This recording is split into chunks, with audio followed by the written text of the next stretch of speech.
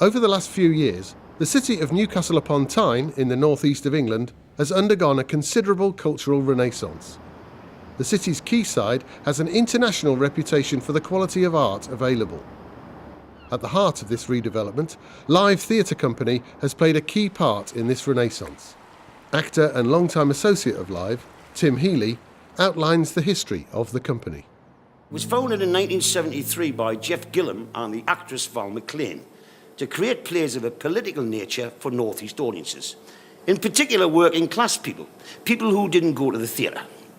The plays had a strong regional identity and we used actors from the same background, people who could speak the same language, people like me, because I was lucky enough to become a founder member, and I remain one of its strongest supporters to this day.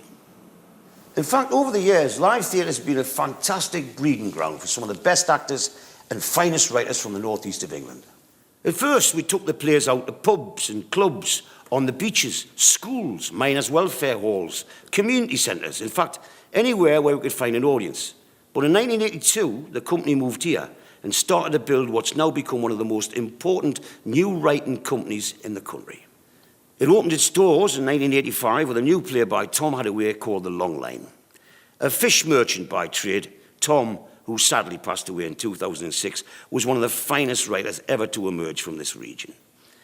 His mentor was the late, great C.P. Taylor. Mind you, we just called him Cecil.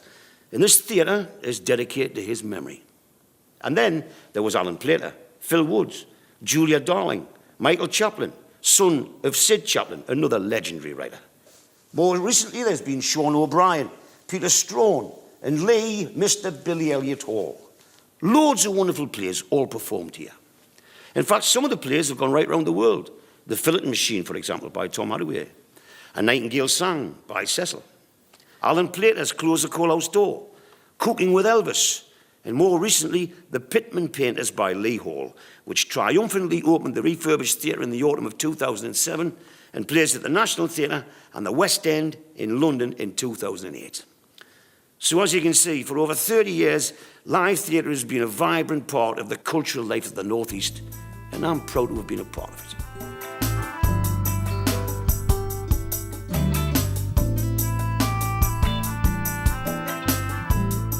And now it's changed. It's been done up a bit. Well, quite a lot, really.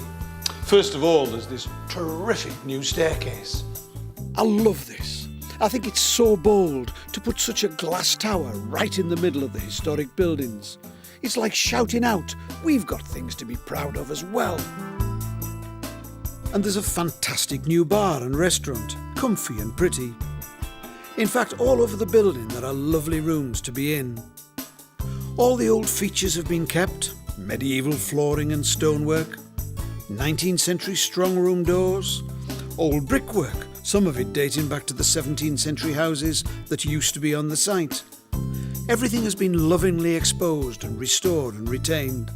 The building, with all of its history, all of the stages that it's passed through, can be looked at and enjoyed in a way that it never could before. And there have been practical improvements too, new workshop spaces and rehearsal rooms. This is the studio theatre, for example, where small-scale performances can take place. The low ceilings have been ingeniously cut away, turning the once cramped upper floors into a fantastic lofty space full of new technology where young and old can come to create and perform. And finally, the theatre itself, the auditorium. Well, it's still the same size, the same space. It's still little and friendly and cosy. It's more comfy than it was, and the sightlines have been improved. I don't think you'll find that the plays that go on here will change very much. They'll still challenge and entertain in the way that they always have, and the talent will keep on coming.